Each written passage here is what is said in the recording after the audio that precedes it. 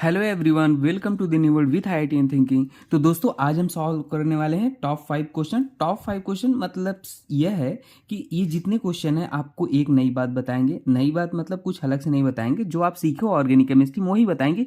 बस आपको थोड़ा सा नए रिवाइज कराएंगे, ठीक है ना। और जो भी नई बातें निकल के आएंगी इस क्वेश्चन के थ्रू, जैसे कुछ होती है ना चीज़ें, हम पढ़े रहते हैं फिर भी कुछ मिस्टेक्स होती हैं, तो ये सारी पीवाई के क्वेश्चन है। इनके थ्रू जो भी आपको बातें अगर निकल के आती हैं आप उसे नोट करना, और मैं कोशिश करूंगा इनको शॉर्ट और नए तरीके से एक्सप्लेन करने की, अपने तरीके से एक्सप्लेन करने की, ताकि आपको आसान भाषा में समझ में आए, ठीक है। तो हम ये सारे पीवाईक्यू क्वेश्चन को हम सॉल्व करेंगे और आप इसे समझो। अगर कुछ डाउट हो तो कमेंट सेक्शन में पूछना। बाकी ये नीट का सीरीज चलता रहेगा जब तक का आपका नीट का एग्जाम हो नहीं जाता, ठीक है। चलो स्टार्ट करते हैं इसे सॉल्व करना। देखो पेज पलट लेते हैं। तो ये क्वेश्चन में आपसे ये पूछा था ना दोस्तों कि most reactive towards electrophilic reagent, मतलब आपके पास इन पर इलेक्ट्रोफाइल का अटैक कराया जाता है। तो बोल रहा है कि कौन सा ऐसा सबस्ट्रेट है, ये कंपाउंड है जो बहुत ही फास्ट रिएक्ट करेगा इलेक्ट्रोफाइल से। तो देखो, सबसे पहले मैं कॉन्सेप्ट डिस्कस करता हूँ, डायरेक्ट याद रख लो। अगर जितना ज़्यादा हमारा इलेक्ट्रॉन डोनेटिंग ग्रुप लगा रहेगा किस पे, बेंजीन रिंग पे, जितना स्ट्रॉन्ग इलेक्ट्रॉन डोनेटिंग ग्रुप लगा रहेगा बेंजीन रिंग पे, उतना ज़्यादा हमारा रेट इंक्रीज कर जाएगा किसके आने पे, जब इलेक्ट्रोफाइल को अटैक कराओगे तो, ठीक है। तो अब देखो, आप कहोगे सर ये कैसे जानेंगे कौन सा स्ट्रॉन्ग इलेक्ट्रॉन डोनेटिंग ग्रुप है। तो देखो, इलेक्ट्रॉन डोनेटिंग ग्रुप कौन होते हैं, जो प्लस एम लगाते हैं इफेक्ट, जो प्लस आई इफेक्ट लगाते हैं, जो प्लस आर लगाए, जो प्लस एच लगाए, ठीक है। मेसोमेरिक रेजोनेंस एक ही होता है, ठीक है, बस थोड़ा सा डिफरेंस है कि रेजोनेंस बाई डायरेक्शनल होता है, मेसोमेरिक यूनि डायरेक्शनल होता है। आपको ये कहेगा सर यम कैसे जानेंगे कौन सा ग्रुप एम इफेक्ट है, कौन सा आर है, कौन सा आई है, कौन सा एच है, ठीक है।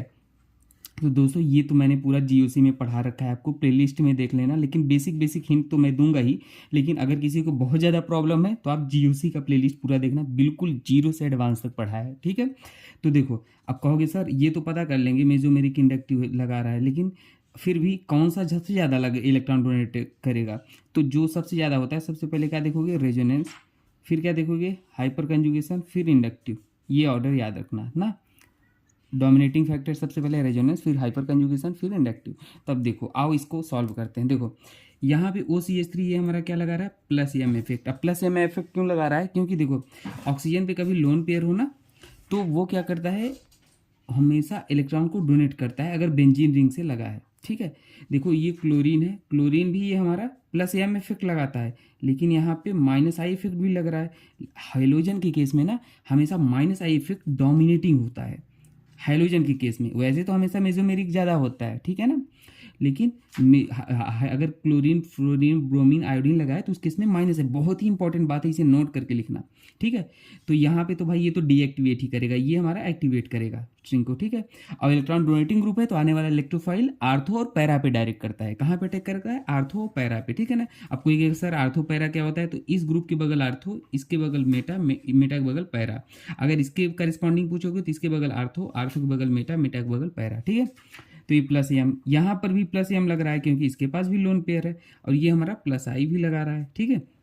अब देखो यहाँ पे क्या लग रहा है, यहाँ पे हमारा प्लस आई लगा रहा है, ठीक है। और ये CH2OH है, हल्का माइनस आई लगेगा यहाँ पे, ठीक है।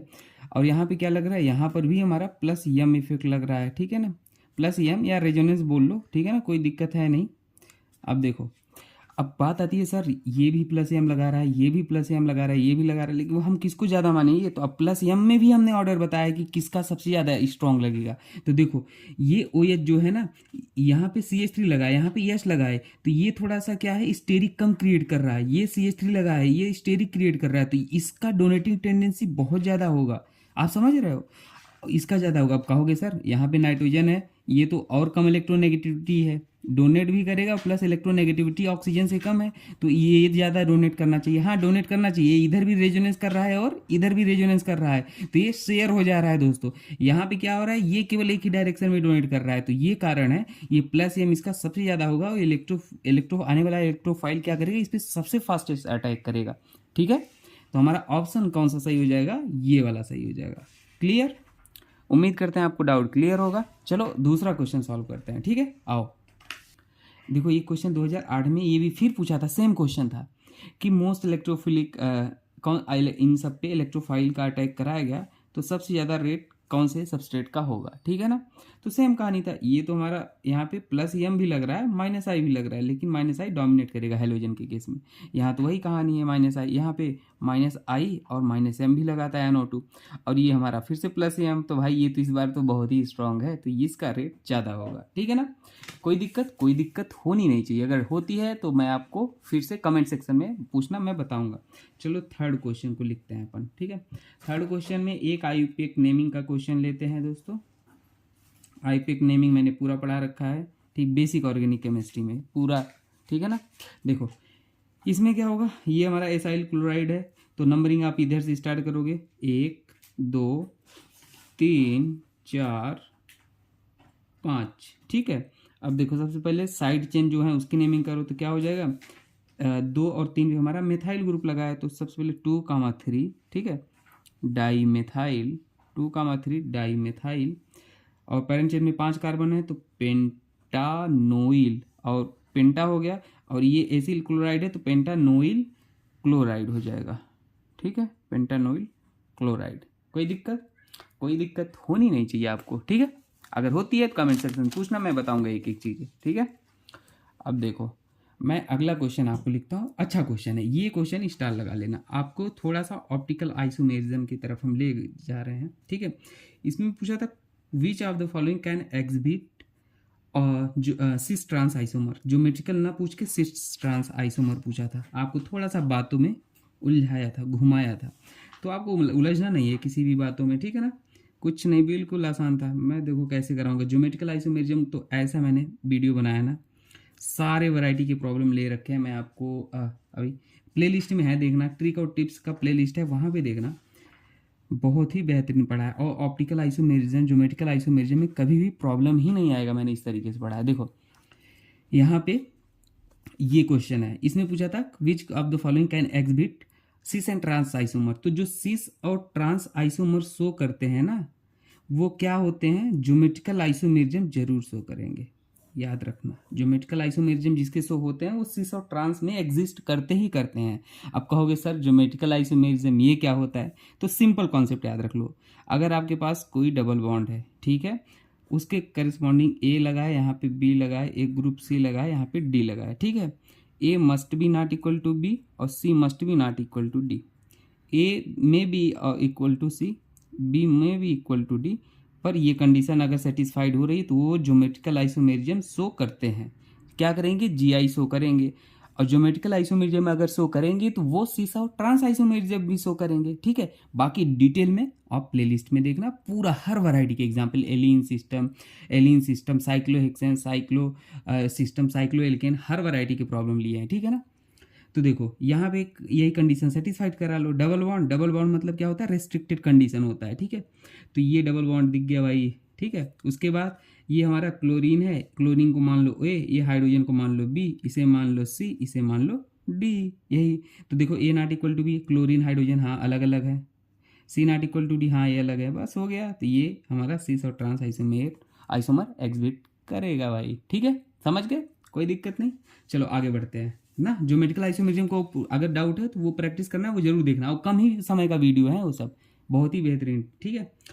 एक क्वेश्चन और कराना चाहता हूँ, एसडी की स्ट्रेंथ है, ये भी पीवाई की हुई है, बहुत ही, इसमें पूछा था ऑर्डर ऑफ एसडी की स्ट्रेंथ। एसडी की स्ट्रेंथ, अब ऐसा नहीं कि क्वेश्चन को बता के मैं खत्म कर दूंगा, मैं थोड़ा सा आपको इसके इर्द गिर्द की भी चीज़ें बताऊंगा, ताकि आपको अगर क्वेश्चन थोड़ा घुमा के पूछता है तो आप उसमें उलझो मत, ठीक है।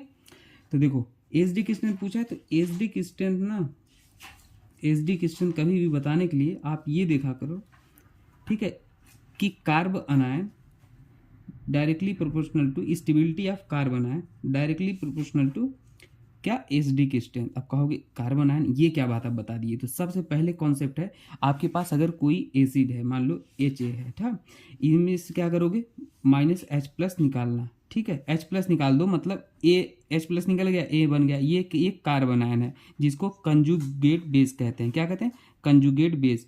ये जितना ज़्यादा स्टेबल होगा उतना ज़्यादा हमारा एसडी की स्ट्रेंथ बढ़ेगा, बस कॉन्सेप्ट यही याद रखना हमेशा, ठीक है। अब कार्बन आयन की स्टेबिलिटी कौन से ग्रुप बढ़ाते हैं, जो -I लगाएं, -M लगाएं, -R लगाएं, ठीक है, -H लगाएं, वो कार्बन आयन को स्टेबलाइज करते हैं। आप कहोगे इनमें से भी कौन डोमिनेटिंग होता है, तो वही रेजोनेंस, हाइपर कंजुगेशन, फिर इंडक्टिव। ठीक है, तो अब हो गया, देख लो।